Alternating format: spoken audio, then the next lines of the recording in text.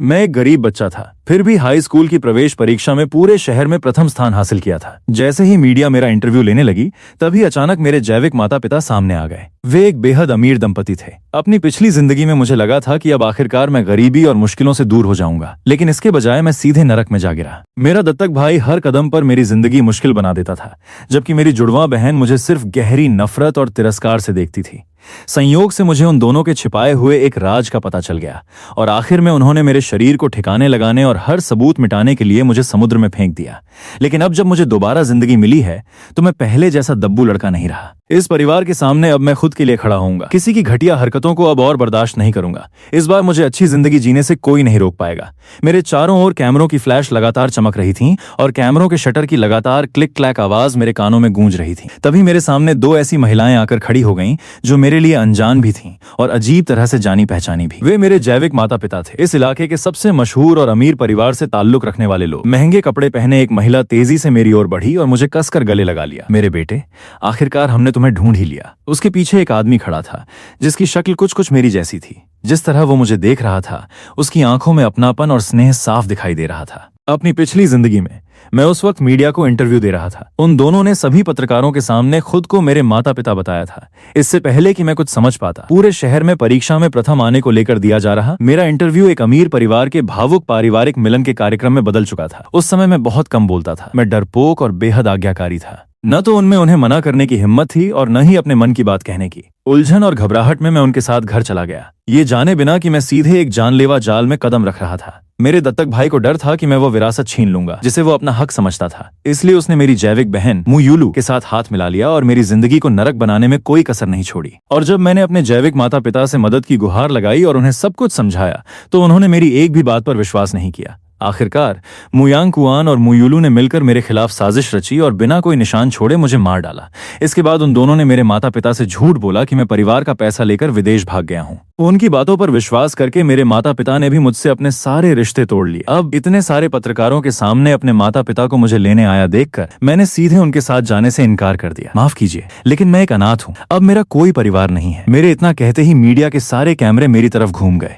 मेरी माँ ने रोते हुए मेरा हाथ कसकर पकड़ लिया और उसे छोड़ने से इनकार कर दिया। क्यों? मैं तुम्हारी माँ हूँ, तुम मुझे अपनी माँ क्यों नहीं मान रहे? क्या तुम्हें पता है मैंने तुम्हें कितने सालों तक ढूंढा है? जब तुम्हें अस्पताल से चुरा लिया गया था, तब मैं कितनी डर गई थी। क्या तुम्हें इसका अंदाजा भी है? इतने सालों में मैं एक भी रात चैन से नहीं सो पाई। आप लोग अमीर हैं, करोड़ों के मालिक हैं। अगर आप सच में मुझे ढूंढना चाहते थे, तो आपके लिए ये मुश्किल नहीं होता, है ना? फिर अभी क्यों आए, जब मैंने परीक्षा में पूरे शहर में प्रथम स्थान हासिल किया? अभी क्यों? ये सच है कि हमने तुम्हें कई सालों तक ढूंढा, लेकिन हमें तुम्हारे बारे में हाल ही में ही खबर मिली। क्या आपका पहले से एक दत्तक बेटा नहीं है? फिर मुझे ढूंढने की जरूरत क्यों पड़ी? क्या इसलिए कि मैं पढ़ाई में अच्छा हूँ और आपकी इज्जत बढ़ा सकता हूँ? क्या इसी वजह से आप अब मुझे अपना बेटा मानना चाहते हैं? आप कहते हैं कि आपने मुझे इतने सालों तक ढूंढा, तो फिर मैंने कभी किसी अखबार या टीवी पर अपनी जानकारी वाला कोई मिसिंग पर्सन नोटिस क्यों नहीं देखा? ये सुनते ही पत्रकारों को एक बड़ी खबर की खुशबू मिल गई। उन्होंने तुरंत अपने माइक्रोफोन उस अमीर दंपति की तरफ कर दिए। श्रीमती मू, कृपया हमें बताइए कि आपने इतने सालों तक अपने बेटे को कैसे ढूंढा? आखिरकार मैं उनके साथ घर चला ही गया, क्योंकि इस दुनिया में कुछ भी नकली हो सकता है, लेकिन पैसा असली होता है। किसी से भी लड़ लेना, लेकिन पैसे से लड़ने की गलती मत करना। पिछली जिंदगी के बिल्कुल उलट, जब वे बिना मुझसे पूछे मेरे लिए हर फैसला लेते थे, इस बार मीडिया के सामने सबसे पहले मैंने अपनी बात रखी थी। शायद इसी वजह से अब ये दोनों मेरे साथ पहले जितना दबदबा दिखाकर पेश नहीं आ सकते थे। इसके बजाय वे मेरे साथ काफी सावधानी से पेश आ रहे थे। विला के अंदर पहुंचते ही मेरी तथाकथित माँ ने बड़े उत्साह से मुझे उस दत्तक बेटे से मिलवाया। शियाओआन, ये शियाओ कुआन है, ये तुम्हारा भाई है। दत्तक भाई ने नकली मुस्कान के साथ मेरी तरफ हाथ बढ़ाया, लेकिन मैंने उसकी तरफ हाथ बढ़ाने के बजाय अपनी माँ की ओर देखा। तो ये वही बच्चा है जिसे आपने मेरी जगह लेने के लिए गोद लिया था? मेरी बात सुनते ही मेरी माँ पूरी तरह जम गई। उसे समझ ही नहीं आया कि क्या जवाब दे। मैंने फिर अपने जैविक पिता की ओर देखा। मुचोंगवू, परिचय की कोई जरूरत नहीं है। मैं सिर्फ इसलिए आपके साथ वापस आया हूं क्योंकि आपने मुझे पढ़ाई के लिए बेहतर माहौल देने का वादा किया था। इसी वजह से 10 साल से ज्यादा समय तक आपसे अलग रहने के बाद अब इस घर में रहने में मेरी कोई दिलचस्पी नहीं है। मैं अचानक आपके सामने अपना दिल नहीं खोल सकता। मैं आपको स्वीकार करने की कोशिश करूंगा, लेकिन अभी मैं ये दिखावा नहीं कर सकता कि हम सब एक खुशहाल परिवार हैं। और जहां तक आपके गोद लिए हुए बच्चे का सवाल है, वो इंसान है या कुत्ता, और आपने कितने लोगों या कुत्तों को गोद लिया है, मुझे उससे कोई फर्क नहीं पड़ता। मुंह परिवार का इस इलाके में काफी प्रभाव था और मीडिया भी उन पर लगातार नजर रख रही थी। इसलिए खराब पब्लिसिटी से बचने के लिए भले ही वे मुझे पसंद नहीं करते हो, फिर भी वे मुझे इस घर से निकालने की हिम्मत नहीं कर सकते थे। वे अच्छी तरह जानते थे कि पब्लिक ओपिनियन कितनी ताकतवर होती है, खासकर तब जब मैं पहले ही टीवी पर एक अच्छे और सकारात्मक इमेज के साथ दिखाई दे चुका था। मेरी बात खत्म होते ही दोनों भाई बहन के चेहरे के भाव बिगड़ गए। मुयांग कुआन ने तुरंत मासूम और डरा हुआ बनने का नाटक किया। वह मु चोंग वू और मेरी माँ की तरफ ऐसे देखने लगा जैसे उनसे मदद की गुहार लगा रहा हो। लेकिन मु युलू, वह बिगड़ी हुई छोटी राजकुमारी, तुरंत अपना आपा खो बैठी। चेन फान, तुम खुद को समझते क्या हो? मेरे भाई का अपमान करने की तुम्हारी हिम्मत कैसे हुई? सिर्फ इसलिए कि तुम पढ़ाई में अच्छे हो? क्या तुम्हें लगता है कि तुम बाकी सबसे बेहतर हो? अपनी काबिलियत के दम पर शायद किसी दिन तुम्हें मेरे भाई के लिए काम करके अपना गुजारा करना पड़े। अपनी जुबान संभाल कर बात करो। मैं कसम खाती हूँ तुम्हारी जिंदगी बर्बाद कर दूंगी। जिंदगी भर तुम्हें चैन से नहीं रहने दूंगी। अगर यहाँ रहना है तो रहो, नहीं तो दफा हो जाओ। कूड़े के ढेर से उठाए गए कबाड़। क्या तुम्हें सच में लगता है कि तुम कोई बहुत खास इंसान हो? मेरी नजर अपने जैविक माता पिता पर गई। तो यही है हाई सोसाइटी की परवरिश? यही है वह जैविक बहन जिसके बारे में आपने मुझे बताया था? क्या आपके जैसे बड़े घराने के लोग हमेशा इतनी बेबाकी और बिना सोचे समझे बात करते हैं? मेरे जैविक पिता के माथे की नसें गुस्से से उभर आईं। फिर अचानक उन्होंने मुयुलू के चेहरे पर एक जोरदार थप्पड़ मार दिया। वो पूरी तरह स्तब्ध रह गई। पापा, आपने मुझे मारा? आपने मुझे सिर्फ किसी अज्ञात परिवार से आए इस कमीने की वजह से मारा? मैंने तुरंत उसकी ओर देखा। हम दोनों जुड़वा हैं। अगर मैं कमीना हूँ तो फिर तुम क्या हो? उस कमीने के साथ मिला हुआ कोई बोनस तोहफा, या फिर ये दोहरे मतलब वाली बातें किसी खास इंसान के लिए थी? मेरी बात सुनते ही मेरी माँ भी आगे बढ़ी और उसे एक थप्पड़ मार दिया। छोटी चुड़ैल, बकवास करना बंद करो। दत्तक भाई तुरंत मुयुलू के सामने आकर उसकी रक्षा करने लगा। पापा, माँ प्लीज इसे और मत मारिए। सारी गलती मेरी है। मुझे इतने सालों तक अपने भाई की जगह नहीं लेनी चाहिए थी। ये सब मेरी गलती है। अगर किसी को मारना ही है तो मुझे मारिए। उसका चेहरा लाल पड़ गया था और वह भावनाओं से कांपने का नाटक कर रहा था। ऐसा लग रहा था जैसे घर के अंदर एक एक चाल पहले से तय हो। लेकिन इस बार मैं किसी की चाल में फंसने वाला नहीं था। मैं आगे बढ़ा, उसकी ओर उंगली उठाई और कहा, मैंने सुना है कि जब आपने इसे गोद लिया था तब आपने बहुत बड़ा समारोह किया था। मीडिया ने यह भी बताया था कि इसे जन्म से ही दिल की बीमारी थी। बाद में भले ही इसकी हालत ठीक हो गई, लेकिन इसकी सेहत अभी काफी नाजुक है, इसलिए इसे ज्यादा भावुक या परेशान नहीं होना चाहिए। मैंने उसकी तरफ देखते हुए आगे कहा, यह सब जानबूझकर कर रहा है ना? क्या ये चाहता है कि सबको इस पर तरस आए और मुझे डराया जा सके? या फिर ये मुझे यह एहसास दिलाना चाहता है कि इस घर में एक दत्तक बेटे की जगह इतनी मजबूत है कि उसे कोई हिला नहीं सकता? मेरे जैविक माता पिता ने शक भरी नजरों से उसकी तरफ देखा। डरकर उसने तुरंत अपने हाथ हिलाए। नहीं नहीं नहीं, मैंने ऐसा कभी नहीं सोचा। पापा, माँ, आप मेरे भाई की बात मत सुनिए। मैंने मन ही मन सोचा, इस परिवार में न तो कोई सही प्रिंसिपल है, न ही किसी को चाल समझने की समझ। इन्हें मैनिपुलेट करना तो बेहद आसान है। मेरी पिछली जिंदगी में जैसे ही मैंने इस घर में कदम रखा था, इन दोनों भाई बहन ने ताने और व्यंग्य से मेरा मजाक उड़ाना शुरू कर दिया था। उन्होंने मुझे कभी अपना पक्ष रखने का मौका तक नहीं दिया। नतीजा यह हुआ कि मैं इस परिवार में अपनी जगह बना ही नहीं पाया और मेरे जैविक माता पिता के मन में भी मेरी एक बेहद खराब छवि बन गई। लेकिन इस नई जिंदगी में मैंने तुरंत पलटकर जवाब दिया और उन्हें पूरी तरह चुप करा दिया। इस बार मेरे माता पिता की सहानुभूति भी मेरे साथ थी। मैं उन दोनों के साथ अपना समय और बर्बाद नहीं करना चाहता था, इसलिए मैंने अपनी माँ की तरफ मुड़कर पूछा, मैं थक गया हूँ, मेरा कमरा कहाँ है? पिछली जिंदगी की तरह इस बार भी मेरा कमरा पहली मंजिल पर था। वो पहले नौकरानी का कमरा हुआ करता था, जिसे बस इतना रेनोवेट किया गया था कि उसमें रहा जा सके। मैंने उस छोटे से कमरे पर एक नजर डाली और फिर अपनी माँ से कहा कि वह मुझे पूरा घर दिखा दे। उन्होंने हामी भरी, लेकिन इससे पहले कि वह मुझे लेकर चलती, मैं खुद ही उनके आगे ऊपर चला गया और सीधे दत्तक भाई के कमरे की तरफ बढ़ गया। उसका कमरा देखकर मैं व्यंग्य से मुस्कुरा दिया। उसमें एक प्राइवेट बाथरूम और अलग गेमिंग रूम तक था। मैंने उसके कमरे के बगल में बने गेस्ट रूम का दरवाजा खोल दिया। मेरी माँ के चेहरे पर असहजता साफ दिखाई दे रही थी। वह मेरी नजरों से बचने लगी। शियावान, तुम्हारे भाई की तबीयत अच्छी नहीं रहती,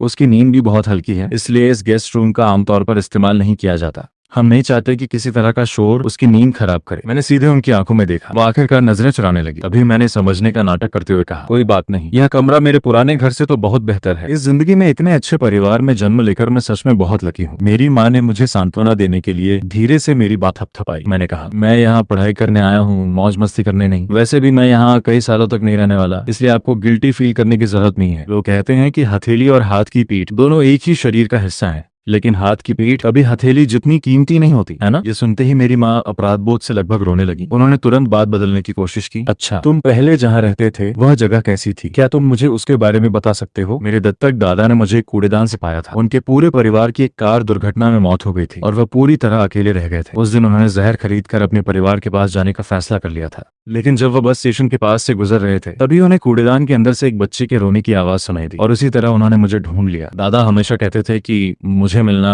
किस्मत का फैसला था। वह कहते थे कि मेरे रोने की आवाज सुनने के बाद उनके मन से मरने का ख्याल ही निकल गया। मेरा घर बेहद गरीब था। दादा कबाड़ इकट्ठा करके अपना गुजारा करते थे। जब मैं सिर्फ 2 साल का था तभी से मैं उनके पीछे पीछे घूमते हुए बोतलें इकट्ठा करने लगा था। हमारे घर में पानी की कोई सुविधा नहीं थी। आंगन में कुआं था, वहीं से पानी मिलता था। बिजली का इस्तेमाल भी हम बहुत कम करते थे। मोमबत्तियां सिर्फ 3 सेंट की आती थी और लाइट जलाने से सस्ती पड़ती थी। मैंने अपने दिल में उठ रहे भारी दुख को दबाया और शांत आवाज में बोलना जारी रखा। इस साल की शुरुआत में दादा का निधन हो गया। वो मेरे लिए 300 युआन छोड़ गए थे, जो मेरी फाइनल एग्जाम्स तक का खर्च चलाने के लिए काफी थे। अगर आप मुझे यहाँ नहीं लाते तो मैं अभी भी हाई स्कूल के 3 साल की फीस और रहने खाने के खर्च की चिंता कर रहा होता। क्या आपको नहीं लगता कि मैं दुनिया का सबसे लकी इंसान हूँ? मेरी माँ की आंखों में आंसू आ गए। मुझे माफ कर दो, तुमने बहुत कुछ सहा है। मैंने उसे देखा। मेरी पिछली जिंदगी में भी वह ठीक इसी तरह भावुक हुई थी, लेकिन इस बार उसके आंसू देखकर मुझे सिर्फ झुंझलाहट हो रही थी। मैंने कहा, मैं आपको दोष नहीं देता, लेकिन रोने के बजाय क्या आप मुझे कुछ खाने के लिए दे सकती हैं? मैं आमतौर पर दिन में 2 बार ही खाना खाता हूँ और अभी मुझे बहुत भूख लगी है। वह तुरंत अपने आंसू पोंछकर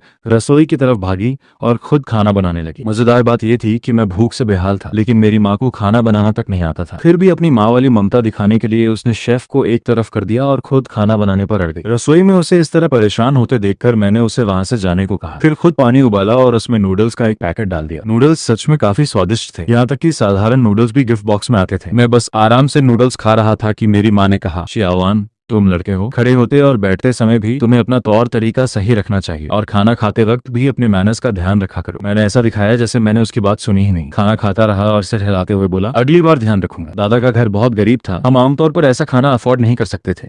ऐसी चीजें तो हम सिर्फ त्योहारों के समय ही खाते थे। मेरी ये बात सुनकर मेरी कठोर दिल वाली माँ का अपराध बोध और बढ़ गया। वह ऐसे रोने लगी जैसे आंसू मुफ्त मिल रहे हो, यहाँ तक कि उसके आंसुओं से लगभग आधा कटोरा भरने वाला था। उस पूरी समर वेकेशन के दौरान मैंने खुद को अपने कमरे में बंद कर लिया और हाई स्कूल के पूरे करिकुलम की पढ़ाई करने लगा। मेरी मेहनत साफ दिखाई दे रही थी और यही बात मुझे उन दोनों से अलग करती थी। वे अपना पूरा दिन बाहर घूमने, मौज मस्ती करने और ऐसे पैसे खर्च करने में बिता रहे थे जैसे कल नाम की कोई चीज हीन हो। इस वजह से मुचोंग वू और मेरी ठंडी दिल वाली माँ की नजरों में मेरी छवि और भी बेहतर हो गई। आखिरकार मु यांग कुआन और मु यूलू अभी भी सिर्फ बच्चे ही थे। जैसे ही उन्हें मौज मस्ती करने का मौका मिलता वे बाकी सब कुछ भूल जाते और यही चीज मुझे पढ़ाई पर ध्यान देने के लिए जरूरी शांति दे रही थी। कोई भी इंसान मेहनत करना पसंद नहीं करता, लेकिन समाज को सिर्फ नतीजों से मतलब होता है। मुझे अब चुपचाप तैयारी करनी थी और उस घटिया लड़ाई को जीतना था जिसे समाज में ऊपर उठने की दौड़ कहा जाता है। इसलिए मुझे मेहनत करनी ही थी, लेकिन असली परीक्षा अभी शुरू होनी बाकी थी। जैसे जैसे नया स्कूल शुरू होने का समय करीब आया, मेरे जैविक माता पिता मुझसे बात करना चाहते थे। बिना किसी वजह के कोई आपके पास नहीं आता और जब कोई अचानक आपके साथ अच्छा व्यवहार करने लगे तो समझ जाना चाहिए कि जरूर कुछ गड़बड़ है। जैसा मैंने सोचा था, उन्होंने सुझाव दिया कि मैं एलीट पब्लिक हाई स्कूल में अपनी जगह छोड़ दूं और उन दोनों बेकार भाई बहनों के साथ किसी सामान्य स्कूल में पढ़ाई करूं। पिछली जिंदगी में भी उन्होंने यही सोचा था। उन्हें भोलेपन से लगता था कि अगर मैं गंभीरता से पढ़ाई करूंगा तो शायद मैं उन दोनों को भी पढ़ाई के लिए प्रेरित कर दूंगा। इसके अलावा उन दोनों को एलीट स्कूल में भेजने में बहुत पैसा खर्च होता, जबकि मुझे किसी सामान्य स्कूल में भेजने में उनका लगभग कोई खर्च नहीं होता। बिल्कुल टिपिकल रूथलेस बिजनेसमैन की तरह उन्होंने हर आखिरी पैसे तक का हिसाब लगा रखा था। पूरे परिवार के सामने मैंने बिना किसी झिझक के उन्हें मना कर दिया। नामुमकिन है। मेरे सीधे जवाब से मेरे जैविक माता पिता थोड़े असहज हो गए। मेरी ठंडी दिल वाली माँ सबसे पहले बोली, शियाओआन, माँ को तुम पर भरोसा है। अगर तुम किसी सामान्य स्कूल में भी पढ़ोगे तब भी अच्छे नंबर ला सकते हो। मैंने उस स्कूल के बारे में भी पता किया है। वहाँ से यूनिवर्सिटी में एडमिशन पाने की दर काफी अच्छी है। क्या तुम एक बार फिर सोच नहीं सकते? उसमें यह कहने की भी हिम्मत थी। मेरी पिछली जिंदगी में क्योंकि उन्होंने शुरुआत से ही मुझे पसंद नहीं किया था, तब उन्होंने मुझसे इतनी विनम्रता से बात तक नहीं की थी। उन्होंने बस आदेश दे दिया था कि मुझे उसी सामान्य स्कूल में जाना है और मेरे पास कोई चॉइस नहीं थी। नतीजा यह हुआ कि उस स्कूल के शिक्षक ही खराब नहीं थे, बल्कि वहाँ का लर्निंग एनवायरनमेंट और पढ़ाई की स्पीड भी एलीट स्कूल से बिल्कुल अलग थी। वह जगह छात्रों के समय की बर्बादी से ज्यादा कुछ नहीं थी। इसलिए मैंने साफ शब्दों में मना कर दिया। मैं पहले ही कह चुका हूँ, आपने वादा किया था कि मुझे अच्छी तरह पढ़ाई करने का मौका मिलेगा। इसी वजह से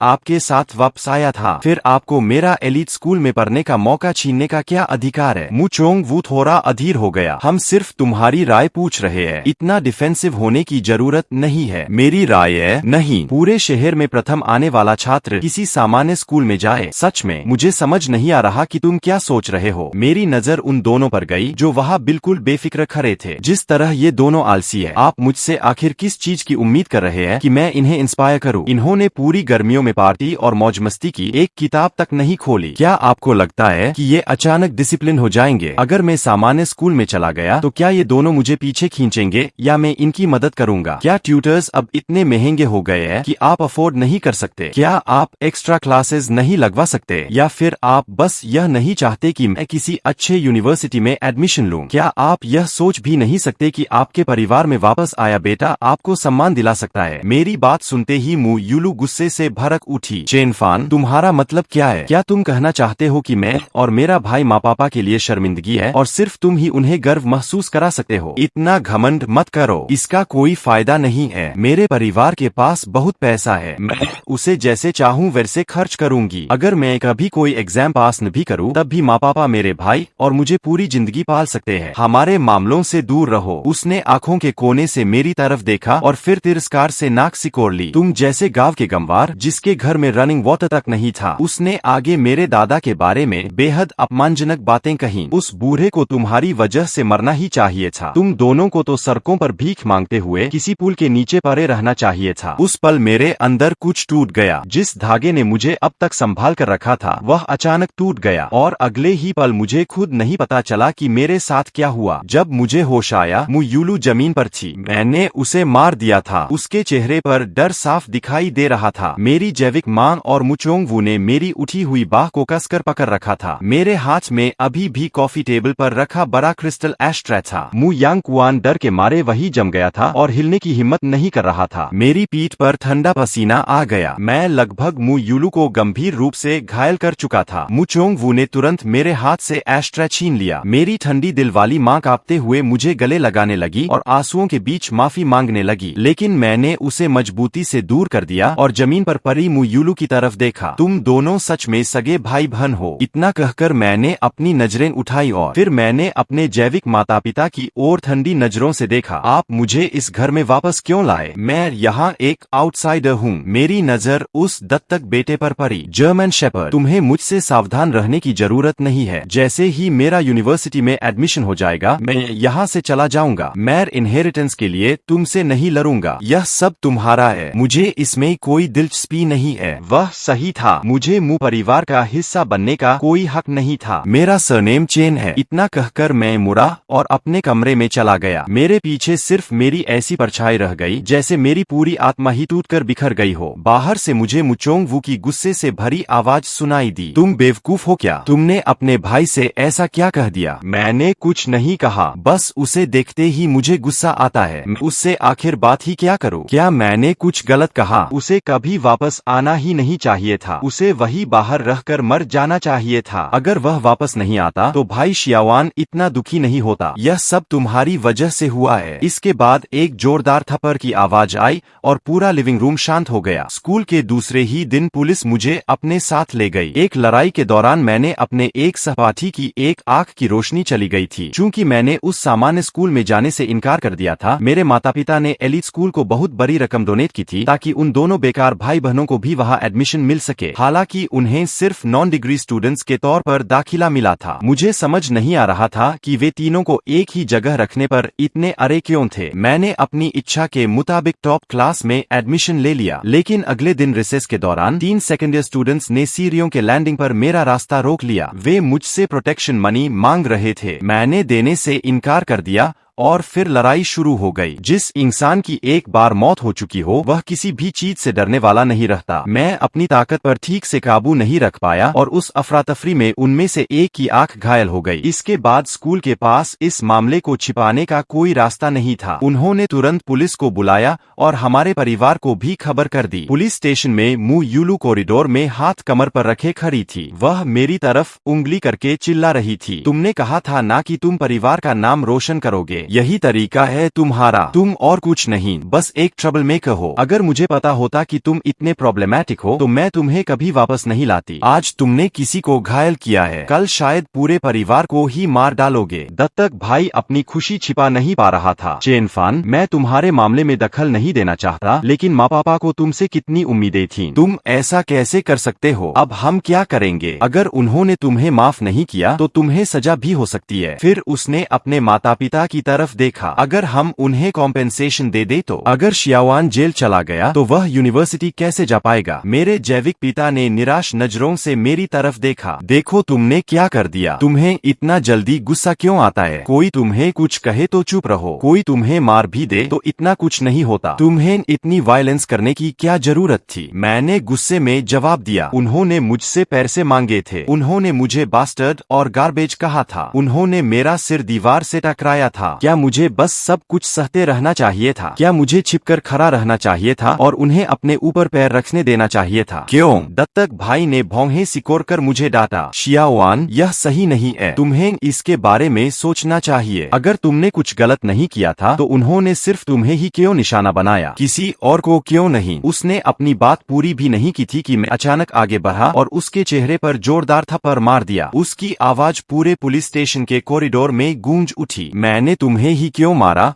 और किसी और को क्यों नहीं। इस बारे में तुम्हें ध्यान से सोचना चाहिए। अगर तुमने कुछ गलत नहीं किया तो फिर मैंने सिर्फ तुम्हें ही क्यों मारा। मु यूलू गुस्से में मेरी तरफ जपती, लेकिन मुचोंग वू ने तुरंत उसे रोक। चेनफान, मेरे सामने तुमने अपने भाई को मारने की हिम्मत कैसे की। तुम्हें जरा भी लिहाज नहीं है। मु यांगक्वान तुरंत मेरी ठंडी दिलवाली माँ के पीछे जाकर दुबक गया। एक हाथ से उसने अपना गाल झक रखा था और दूसरे हाथ से मेरी माँ की बाह पकड़ रखी थी। उसके चेहरे पर ऐसी बेचारी वाली एक्सप्रेशन थी कि मेरी माँ पूरी तरह पिघल गई। वह मेरी तरफ शिकायत भरी नजरों से देखने लगी। वह तुम्हारा भाई है, तुम उसके साथ ऐसा व्यवहार कैसे कर सकते हो। अभी के अभी उससे माफी मांगो। मैंने उसकी आंखों में सीधे देखते हुए पूछा, मैं किस बात के लिए माफी मांगू। उसने खुद कहा था कि किसी और को दोष देने के बजाय तुम्हें वजह अपने अंदर तलाशनी चाहिए। मुचोंग वो गुस्से में मेरी तरफ उंगली करके अपने पास खड़े पुलिस अधिकारी से बोला, ऑफिसर, आप इस मामले को जिस तरह उचित समझें उसी तरह संभालिए। अगर इस लड़के को सही तरीके से नहीं सिखाया गया तो यह कभी नहीं समझ पाएगा कि दुनिया कैसे चलती है। फिर उसने गंभीर आवाज में कहा, चिंता मत कीजिए ऑफिसर, कागजों पर भले ही यह मेरा बेटा है लेकिन मैं इसके साथ कोई फेवरेटिज्म नहीं करूंगा। पुलिस अधिकारी ने सिर हिलाया और फिर गुस्से में खड़े मु परिवार के सदस्यों की तरफ देखा। तुम दोनों, तुम मु परिवार से हो, है ना। मु यूलू अपना नाम सुनते ही चौंक गई। जी, मैं मु यूलू हूँ। अधिकारी ने उसकी तरफ इशारा किया। मेरे साथ आओ, मुझे तुमसे कुछ पूछना है। पुलिस को उन 3 लड़कों में से एक की जेब से एक चाकू मिला था जिन्होंने मुझ पर हमला किया था। उनमें से एक ने साफ साफ बताया था कि उन्होंने मुझे सबक सिखाने के लिए रास्ता रोका था। इससे पूरा मामला ही बदल गया। वह लड़का खुद को बचाने के लिए बार बार कह रहा था कि चाकू उसका नहीं था और उसने उसे पहले कभी देखा तक नहीं था, लेकिन वह यह नहीं समझा पा रहा था कि आखिर वह चाकू उसकी जेब में पहुंचा कैसे। मेरी पिछली जिंदगी में जब मैं उस सामान्य स्कूल में पढ़ता था तो मुझे लगभग हर दिन बुली किया जाता था, लेकिन मुझे उम्मीद नहीं थी कि इस बार स्कूल शुरू होते ही मु यांगक्वान और मु यूलू इतनी जल्दी अपनी चालें चलना शुरू कर देंगे। वही घटिया तरीके, वही नीच चालें। बस इस बार शिकार बदल गया था और इस बार मैंने पलटकर जवाब दिया था। वह लड़का बेगुनाह था, चाकू भी उसका नहीं था। उस लड़ाई के दौरान मैंने ही चुपके से वह चाकू उसकी जेब में डाल दिया था और मैंने जानबूझकर उसकी आंख को घायल किया था ताकि मामला और गंभीर हो जाए। सिर्फ थोड़ी सी डांट और कुछ दिनों की काउंसलिंग से कुछ हासिल नहीं होने वाला था। इससे मामला सिर्फ और उलझता। मुझे उन सबके पीछे छिपी असली मछली तक पहुंचना था। वे हाई स्कूल के लड़के इतने बड़े खेल के लिए बिल्कुल तैयार नहीं थे। पुलिस ने उनसे कुछ ही सवाल किए और उनकी कमजोर मानसिक स्थिति पूरी तरह टूट गई। वे फूट फूट कर रोने लगे और एक एक करके सब कुछ कबूल कर लिया। और जाहिर है उस कबूलनामे में यह बात भी शामिल थी कि मु यूलू ने ही उन लड़कों को पैसे देकर मुझे निशाना बनाने के लिए कहा था। मेरे जैविक माता पिता पूरी तरह स्तब्ध रह गए। उन्हें लगता था कि परेशानी पैदा करने वाला मैं हूँ, लेकिन अब सच्चाई ने उनकी पूरी सोच को उलट कर रख दिया था। उनकी प्यारी बेटी और वह जर्मन शेपर्ड ही असली मुसीबत थे। मेरी माँ ने घबराकर सिर हिलाया। नामुमकिन, मु यूलू इतनी अच्छी, आज्ञाकारी और समझदार लड़की है, वह ऐसा कभी नहीं कर सकती। आपसे जरूर कोई गलती हुई है। मेरी शक भरी नजर मु यांगक्वान पर जा टिकी। अगर उसने नहीं किया तो फिर तुमने किया होगा। मु यांगक्वान ने कभी नहीं सोचा था कि अचानक शक की दिशा उसकी तरफ मोड़ दूंगा। वह डर के मारे कांपने लगा और अपने शरीर की कंपी रोकने की कोशिश करने लगा। बकवास मत करो, मैं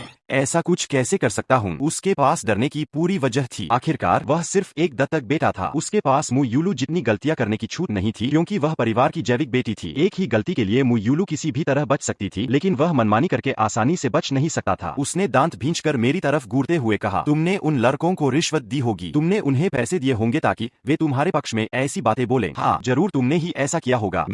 उन्हें रिश्वत देकर क्या करवाता? अपना सिर दीवार से टकरवाता ताकि मैं उन्हें पैसे दूं और फिर वे मेरी एक आंख की रोशनी छीन लें। Come on, German Shepherd. इतनी रिडिकुलस बातें मत करो। मैंने अपनी जेब की लाइनिंग बाहर निकाल कर दिखाई। अच्छी तरह देख लो, मेरे पास एक भी पैसा नहीं है। मैं उन्हें रिश्वत किस चीज से देता? यहाँ तक कि कैफेटेरिया में खाना खाने के लिए मुझे अपने डेस्कमेट से पैसे उधार लेने पड़े थे। अगर मेरे पास पैसे होते तो क्या मैं तुम्हें रिश्वत देता? मैं तो खुद दूसरा सर्विंग ऑफ मीट मंगाकर पेट भरकर खाना पसंद करता। मैं तुम दोनों की तरह हर महीने दसियों हजार रुपए खर्च नहीं करता। मेरी बात सुनते ही मेरे जैविक माता पिता को अचानक एक बात समझ में आने लगी। जब से मैं, उनका जैविक बेटा, इस घर में वापस आया था, घर लौटने के बाद से उन्हें मेरी तरफ से कोई भी परेशानी नहीं हुई थी। मैं घर पर ही खाना खाता, वही सोता और कभी उनसे पैसे भी नहीं मांगता था। इसलिए उन्हें बस यही लगा कि मुझे पैसों की जरूरत ही नहीं है। मेरे जैविक पिता थोड़े असहज हो गए। शियाओआन, ये मेरी गलती थी, मैं तुम्हें जेब खर्च देना ही भूल गया। इस बार उन्होंने जबरदस्ती एक समझौता करने वाली मुस्कान दी जो देखने में साफ तौर पर नकली लग रही थी। घर पहुंचते ही मैं तुम्हारे लिए एक अलग बैंक कार्ड बनवा दूंगा। पापा से नाराज मत होना, मैं सब ठीक कर दूंगा। मैंने कुछ नहीं कहा। मैंने दीवार से चुपचाप लगी मुयुलू की तरफ देखा, फिर उस जर्मन शेफर्ड की तरफ जिसका चेहरा तनाव से भरा हुआ था। अगर वह अपने प्यारे बच्चे की गलती का जिम्मा अपने ऊपर लेना चाहता था तो मैं उसे रोकता क्यों? मुझे उन्हें बेनकाब करने की कोई जरूरत नहीं थी। मैं अपने जैविक पिता की तरफ मुड़ा। थोड़ी देर पहले आपने अधिकारी से कहा था कि आप किसी के साथ पक्षपात नहीं करेंगे। मुझे उम्मीद है कि अब भी आप अपनी बात पर कायम रहेंगे। मुझे निराश मत कीजिएगा। आखिरकार मुयुलू पुलिस स्टेशन से सुरक्षित बाहर निकल गई और इसकी वजह थी कि मैंने समझौते के कागज पर हस्ताक्षर कर दिए थे। उसकी कीमत थी 30 लाख युआन। पैसे पहले ट्रांसफर हुए, उसके बाद मैंने हस्ताक्षर किए। मेरे जैविक पिता बड़बड़ाते रहे कि एक अच्छे इंसान को पैसों के पीछे इतना नहीं पड़ना चाहिए, लेकिन उन्होंने बिना पलक झपकाए 30 लाख युआन ट्रांसफर कर दिए। उन्हें डर था कि अगर मैंने समझौते पर हस्ताक्षर नहीं किए तो उनकी प्यारी बेटी के नाम पर आपराधिक रिकॉर्ड बन जाएगा। मेरे हस्ताक्षर करते ही मेरी माँ ने चिंता भरी आवाज में पूछा, शियाओआन, तुम्हें इतने पैसों की क्या जरूरत है? किसी बच्चे के पास इतना पैसा होना ठीक नहीं है। मैंने शांत होकर सीधे उसकी आंखों में देखा, क्योंकि आपको मेरे लिए कोई भावना नहीं है। आपको सिर्फ मेरे नंबरों और इस बात की परवाह है कि मैं दूसरों के सामने आपका नाम रोशन कर सकता हूँ या नहीं। आज आपकी बेटी ने कुछ गुंडों को मुझे परेशान करने के लिए पैसे दिए हैं। कौन जानता है कल आप ही मुझे इस घर से बाहर निकाल दें। अगर आज मुझे आपसे पैसे लेने का मौका नहीं मिला तो बाद में मैं अपना गुजारा कैसे करूंगा? मेरी माँ ने बार बार हाथ हिलाया। नहीं नहीं, ऐसा कभी नहीं होगा। तुम मेरे बेटे हो, मैं तुमसे प्यार कैसे नहीं कर सकती? लेकिन उसका चेहरा देखते ही मुझे अपनी पिछली जिंदगी याद आ गई। तब उसने निराश होकर कहा था, अगर शियाओआन सच में मेरा बेटा होता तो सब कुछ कितना अच्छा होता। तुमने मुझे बहुत निराश किया है। अगर मुझे पहले पता होता कि तुम ऐसे बनोगे तो मैं तुम्हें इस दुनिया में कभी नहीं लाती। कितनी बड़ी त्रासदी है। मैं मुड़ा और वहाँ से चला गया। आखिर भविष्य में क्या होगा कोई नहीं जानता। मैंने स्कूल से कुछ दिनों की छुट्टी ली और अपने दादा के गांव वाले घर वापस चला गया। मेरे माता पिता मेरी चिंता में खुद मुझे वहाँ छोड़ने पर अड़ गए और तभी उन्होंने वह जगह देखी। टूटा फूटा घर, गिरती हुई आंगन की दीवार, मिट्टी का सख्त बिस्तर, जंग लगा हुआ कुआं और एक अकेले बल्ब से जुड़ा हुआ बिजली का तार। उन्होंने कभी सोचा भी नहीं था कि मेरी पिछली जिंदगी इतनी मुश्किलों में गुजरी थी। दोनों उस जर्जर आंगन में खड़े होकर बिल्कुल चुप हो गए। वे बस मुझे अकेले घासपत्तियां हटाते हुए देखते रहे। मैंने कुछ मजबूत आदमियों को पैसे देकर अपने दादा की कब्र खुलवाई, फिर एक नया कलश खरीदा और अपने हाथों से उनकी अस्थियां उसमें इकट्ठी की। मेरी दोनों जिंदगियों की यादें एक दूसरे में मिल गईं। शियाओआन, जब तुम बड़े हो जाओ, यूनिवर्सिटी जाना और खूब पैसे कमाना, तब दादा बहुत खुश होंगे। हल्की बूंदाबांदी हो रही थी। बारिश की बूंदें जमीन पर गिरते ही गायब हो रही थीं। दादा का कलश अपनी बाहों में लेकर पुनर्जन्म के बाद पहली बार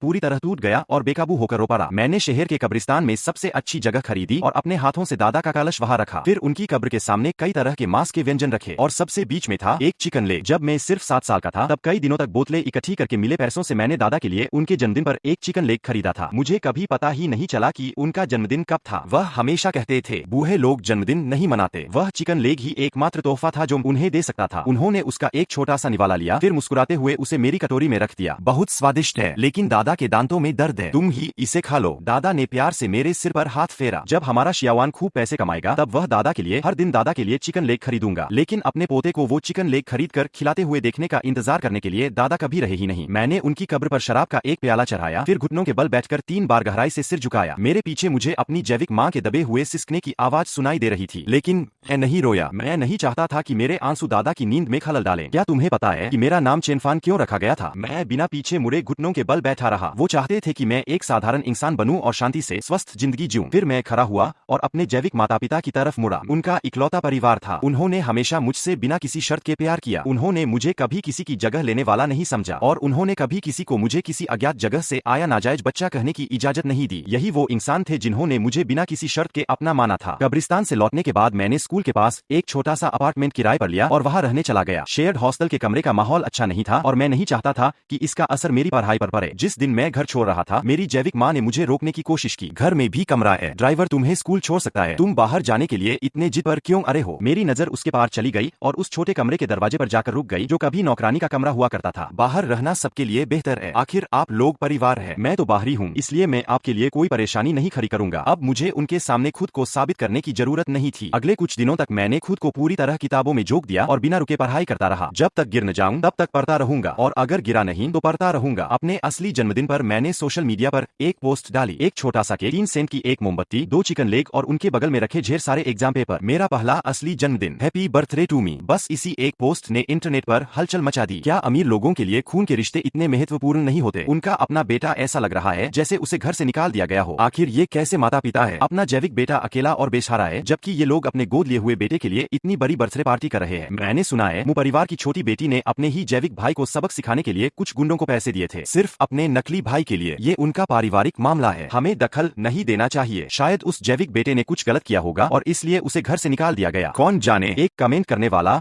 तो हद ही कर रहा था, यहाँ आकर बकवास मत करो। सुबह से ही ये मामला पूरे इंटरनेट पर फैल चुका था। आखिरकार जब मेरे जैविक माता पिता को याद आया कि उनका एक अपना बेटा भी है, तो मेरे जैविक पिता ने जल्दबाजी में ऑनलाइन एक बयान जारी कर दिया। बयान को ज्यादा भरोसेमंद दिखाने के लिए उन्होंने कंपनी के ऑफिशियल अकाउंट का भी इस्तेमाल किया। मामला अपने आप में इतना बड़ा नहीं था, लेकिन इतना खराब और बनावटी बयान जारी करने के बाद नेटिजन्स ने उनकी बात बिल्कुल नहीं मानी। इंटरनेट पर उनकी जमकर आलोचना होने लगी और यहाँ तक कि उनकी कंपनी को भी बड़े पैमाने पर बहिष्कार का सामना करना पड़ा। जब मेरे माता पिता को समझ आया कि जनता उनके खिलाफ हो चुकी है, तो आखिरकार मेरे अपार्टमेंट के दरवाजे पर आ पहुंचे। शियावान, तुम इतना अच्छा कर रहे थे, तुम्हें वो पोस्ट करने की क्या जरूरत थी? देखो, तुम्हारी वजह से तुम्हारा भाई अब घर से बाहर निकलने की भी हिम्मत नहीं कर रहा। ये सुनकर मुझे सच में हैरानी हुई। मैं दरवाजे से टिकर खड़ा रहा और उन्हें एक तरफ से देखा। क्या आप मेरा जन्मदिन भूल गए थे? आपने उस धोखेबाज के लिए इतनी बड़ी पार्टी रची और अब अपनी गलती का दोष मुझ पर डाल रहे हैं। मैंने सीधे उनकी तरफ देखा तो मेरे जैविक पिता ने नजरें फेर लीं। जो भी हो, तुमने बिना सोचे समझे काम किया। अपनी सोशल मीडिया पोस्ट डिलीट करो। जो भी हो, तुमने बिना सोचे समझे काम किया। अपनी सोशल मीडिया पोस्ट डिलीट करो। परसों परिवार साथ में एक रेस्टोरेंट में डिनर करेगा। तुम वहाँ हमारे साथ तस्वीर खिंचवाकर उसे दोबारा ऑनलाइन पोस्ट करोगे। तुम लिखोगे कि उस दिन तुम्हारा परिवार से झगड़ा हो गया था, इसलिए तुम पार्टी में नहीं आए। फिर सार्वजनिक रूप से माफी मांगोगे। मैंने उन्हें घूर कर देखा। मैं माफी क्यों मांगूं? माफी तो आपको मुझसे मांगनी चाहिए। अब जब सब कुछ खुलकर सामने आ चुका था, मैंने भी दिखावा करना बंद कर दिया। क्या आप मुझे अपना बेटा मानते भी है? क्या मेरा जन्मदिन मुयुलू के जन्मदिन के दिन ही नहीं है? आपने कभी मेरी परवाह नहीं की, तो फिर आपकी गलतियों की कीमत मैं क्यों चुकाऊं? सिर्फ इसलिए कि मैं आपके साथ बड़ा नहीं हुआ। गुस्से से मेरा शरीर कांपने लगा। अब मैं अपनी भावनाओं को और नियंत्रित नहीं कर पा रहा था। क्या आपको पता है कि मैंने अपने जन्मदिन पर क्या इच्छा मांगी थी? दोनों मेरी तरफ उम्मीद भरी नजरों से देखने लगे। मैंने धीरे से कहा, मैंने बस यही इच्छा मांगी थी कि, लेकिन अब उसका मुझसे कोई लेना देना नहीं था। मैंने उन दोनों को ठंडी नजरों से देखा। हाई स्कूल के आखिरी सेमेस्टर में मु यांगक्वान को डायरेक्ट एडमिशन का ऑफर मिल गया। सर्दियों की छुट्टियों में उसने एक लिटरेरी मैगजीन में वीडियो गेम्स में मास्टरपीस और कचरा नाम से एक आर्टिकल प्रकाशित किया। उस आर्टिकल की वजह से एक प्रेस्टिजियस यूनिवर्सिटी ने उसे एडमिशन दे दिया। हैरानी की बात ये थी कि राइटिंग एग्जाम्स में उसके कभी अच्छे नंबर नहीं आए थे। लैंग्वेज और लिटरेचर में भी उसके ग्रेड्स बेहद खराब थे। लेकिन मेरे माता पिता को इनमें से किसी बात की परवाह नहीं थी। वे फिर से उसे अपनी आंखों का तारा मानने लगे। पूरी छुट्टियों के दौरान उन्होंने मेरी तरफ पलटकर भी नहीं देखा। आखिरकार मैं खुद को रोक नहीं पाया और उसका रास्ता रोक लिया। मैंने उससे पूछा, उस आर्टिकल के बारे में क्या कहना है? उसने तुरंत मासूम बनने की कोशिश की। तुम किस बारे में बात कर रहे हो? मुझे तुम्हारी एक भी बात समझ नहीं आ रही। वो आर्टिकल मेरी मेहनत का नतीजा है। मैंने उसे एक एक शब्द खुद लिखा है। उसमें मैंने अपना सब कुछ लगा दिया। तुम्हें मेरे काम को झूठा कहने का क्या अधिकार है? मैंने उसकी तरफ देखते हुए कहा, तुम कह रहे हो कि वो आर्टिकल तुमने लिखा है, तो फिर साबित करो। उसने मुझे एक व्यंग्य भरी मुस्कान दी, लेकिन उसकी बातों में जरा भी सच्चाई नहीं थी। उसी समय उसकी उंगलियां तेजी से फोन पर कुछ टाइप कर रही थीं। फिर उसने फोन लगभग मेरे चेहरे के सामने कर दिया। इसके बारे में सपना भी मत देखना। मैं तुम्हें मुझे रिकॉर्ड करने का कोई मौका नहीं दूंगा। फिर उसने ठंडी आवाज में कहा, एक बात याद रखो, इस परिवार में मैं ही इकलौता आदमी हूँ। तुम्हें वापस यहाँ आने के बजाय सड़क पर ही रहना चाहिए था। अब तुम मेरा आर्टिकल चुराने का आरोप लगा रहे हो। मैंने पूछा, तो क्या हुआ? वह अचानक हंसा। हाँ, मान लिया कि मैंने चुराया। तुम मेरा क्या बिगाड़ लोगे? मैं मु परिवार का असली वारिस हूँ। अगर तुम्हारे अंदर थोड़ी भी समझ है तो यहाँ से गायब हो जाओ। मैं सीधे अपने जैविक माता पिता के पास गया और उनसे जवाब मांगा, लेकिन जैसा कि मुझे उम्मीद थी, दोनों ने मुझे ही समझौता करने की सलाह दी। मेरे पिता ने कहा, देखो, तुम्हारे ग्रेड्स अच्छे हैं, तुम्हारा किसी अच्छी यूनिवर्सिटी में एडमिशन आसानी से हो जाएगा, लेकिन तुम्हारा भाई पढ़ाई में अच्छा नहीं है। उसे ये डायरेक्ट एडमिशन का मौका बड़ी मुश्किल से मिला है। इस बार उसे ये मौका दे दो। फिर मेरे जैविक पिता ने बिल्कुल सामान्य भाव से एक और बात कही, तुम्हारी बहन का एकेडमिक फ्यूचर भी ज्यादा अच्छा नहीं है। अगर तुम उसके लिए भी एक आर्टिकल लिख दो तो उसे भी डायरेक्ट एडमिशन मिल सकता है। इस तरह तुम तीनों में से दो को डायरेक्ट एडमिशन मिल जाएगा और तुम्हारे ग्रेड्स तो पहले से ही बहुत अच्छे हैं। सोचो, इससे हमारे परिवार की कितनी इज्जत बढ़ेगी। उस पल मेरे अंदर बची हुई आखिरी उम्मीद भी खत्म हो गई। अब मुझे समझ आ गया था कि ये लोग कभी मेरा साथ नहीं देंगे। इसलिए मैंने उस जर्मन शेफर्ड के लिए रखी गई सेलिब्रेशन पार्टी में एक ऐसा तोहफा देने का फैसला किया जिसे वे जिंदगी भर नहीं भूलेंगे। मैंने अपने कमरे के सिक्योरिटी कैमरा की फुटेज बड़े स्क्रीन पर चला दी। वीडियो में साफ दिखाई दे रहा था कि मु यांगकुआन और मु यूलू चुपके से मेरे कमरे में घुस रहे थे। मु यूलू दरवाजे पर खड़ी होकर निगरानी कर रही थी, जबकि मु यांगकुआन मेरे कंप्यूटर के पास जाकर उसे चालू कर रहा था। कौन सी फाइल है? Masterpieces and garbage in video games. हाँ वही। मैंने उस बास्टर को फोन पर बात करते हुए सुना था। वो कह रहा था कि इस आर्टिकल के अवार्ड जीतने की काफी संभावना है। मु यांगकुआन उत्साहित होकर मेरे कंप्यूटर से यूएसबी ड्राइव जोड़ने लगा। कुछ ही देर बाद उसने यूएसबी निकाल ली। हो गया, मैंने कॉपी कर लिया। जल्दी से कंप्यूटर बंद करो। वीडियो वही खत्म हो गया। अब उनके सामने साफ सबूत था। सच्चाई सबके सामने थी। मेरे जैविक पिता का चेहरा गुस्से से विकृत हो गया। उनके माथे की नसें तन गईं और अगले ही पल उन्होंने मुझे जोरदार थप्पड़ मार दिया। लेकिन उसके बाद भी उन्हें अपनी गलती का एहसास नहीं हुआ। तुम इतने एहसान फरामोश कैसे हो सकते हो? क्या तुम अपने भाई और बहन को सफल होते हुए नहीं देख सकते? तुमने पूरे परिवार की इज्जत मिट्टी में मिला दी। मेहमानों की फुसफुसाहटों के बीच अचानक पुलिस दरवाजे से अंदर आ गई। एक बार फिर खुद को पुलिस स्टेशन के उसी गलियारे में खड़ा पाया। मेरे सामने मेरे जैविक माता पिता बैठे थे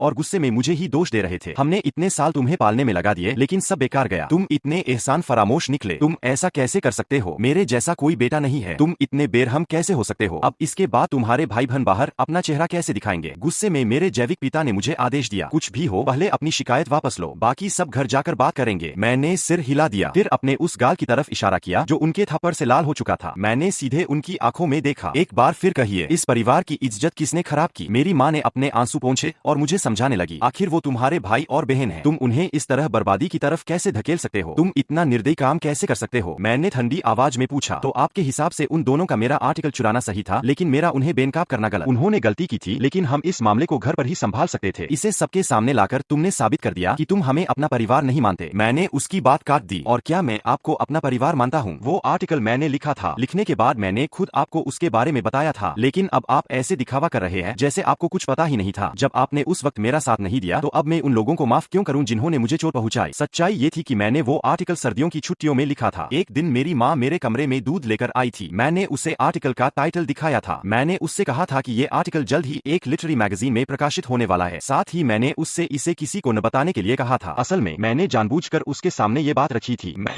उसे परखना चाहता था। अगर वो सच में मुझसे प्यार करती थी, अगर उसे सच में अपने इस बेटे की परवाह थी, तो वो मेरा राज अपने तक रखती। फिर जब आर्टिकल प्रकाशित होता, हम दोनों मिलकर उसकी सफलता की खुशी मनाते। लेकिन शुरू से ही उसकी पहली पसंद नहीं था, चाहे वजह उसका अपना फायदा रहा हो या उसकी स्वार्थी सोच। आखिरकार उसने मुझे नहीं बल्कि उस जर्मन शेफर्ड को चुना, उस लड़के को जो असल में इस परिवार का गैर था। इस परिवार के प्यार की लड़ाई में कोई विजेता नहीं था, बस दो पक्ष थे और दोनों ही धीरे धीरे घायल होकर डूब रहे थे। मैंने किसी समझौते के लिए हामी नहीं भरी। मैंने मु यांगकुआन और मु यूलू दोनों के खिलाफ शिकायत दर्ज कराई। आखिरकार उस अजीब और दुखद जोड़ी को चोरी और कॉपीराइट इंफ्रिंजमेंट के मामले में दोषी ठहराया गया। मु यांगकुआन को 3 साल की सजा हुई। फैसले वाले दिन कोर्ट रूम के अंदर उस परिवार ने बेहद भावुक विदाई का नाटक किया। वह किसी से छिपा नहीं रहा। ज्यादातर लोग उन्हें तिरस्कार से देख रहे थे, जबकि कुछ लोग उनका मजाक उड़ा रहे थे। मैंने उन चारों को रोते हुए देखा। फिर चुपचाप अपनी जगह से उठा और वहां से चला गया। मैंने वो डायरेक्ट एडमिशन की जगह वापस हासिल कर ली जो असल में मेरी थी। यूनिवर्सिटी शुरू होने का समय करीब आ गया। मैंने अपना सामान पैक किया। बस स्टेशन पर अचानक मेरी मुलाकात अपने जैविक माता पिता से हो गई। वे मुझे विदा करने आए थे। सिर्फ कुछ महीनों में ही दोनों पहले से कहीं ज्यादा बूढ़े लगने लगे थे। उनके बालों में सफेदी आ चुकी थी, जैसे कुछ ही महीनों में उनकी उम्र 10 साल बढ़ गई हो। इस पूरे कांड की वजह से जिन लोगों को वे सबसे ज्यादा प्यार करते थे, वे जेल पहुंच चुके थे और उनका अपना बेटा भी उनके खिलाफ खड़ा हो चुका था। मेरे पिता के पास कंपनी संभालने का समय नहीं बचा था। एक एक करके उनके बिजनेस पार्टनर्स ने भी उनके साथ काम करना बंद कर दिया। मु परिवार का कारोबार बर्बादी के कगार पर पहुंच चुका था। कंपनी लगभग बैंकरप्सी और रिस्ट्रक्चरिंग की स्थिति में थी। मेरे हाथ में रखा छोटा सा सामान देखकर मेरी माँ की आंखों में आंसू भर आए। शियाओआन, तुम्हारे पापा और मम्मी तुम्हारे साथ बहुत गलत रहे, हमें माफ कर दो। ठीक है, तुम्हारे भाई और बहन को भी अपनी गलती का एहसास हो गया है। आखिर खून का रिश्ता तो खून का रिश्ता होता है। परिवार के लिए क्या तुम उन्हें माफ नहीं कर सकते? उसके बालों में आई सफेदी देखकर मैंने धीरे से उसे गले लगा लिया। वह भावुक होकर रोने लगी और उसने भी मुझे कसकर पकड़ लिया। लेकिन तभी मेरे मुंह से उसके कान के पास ठंडी आवाज निकली, भार में जाए ऐसा परिवार। तुम मु परिवार हो और मैं चेन हूँ। अब मेरा तुमसे कोई लेना देना नहीं है। मेरी बात सुनते ही उसका शरीर पूरी तरह सख्त पड़ गया। मैंने धीरे से उसकी पीठ छपछपाई, फिर अपना बैग उठाया और बिना पीछे देखे टिकट गेट की तरफ चल पड़ा। उस पर से मैं चेन फैन अपनी जिंदगी की एक नई शुरुआत करने जा रहा था। इस बार जिंदगी मेरी होगी, सिर्फ मेरी।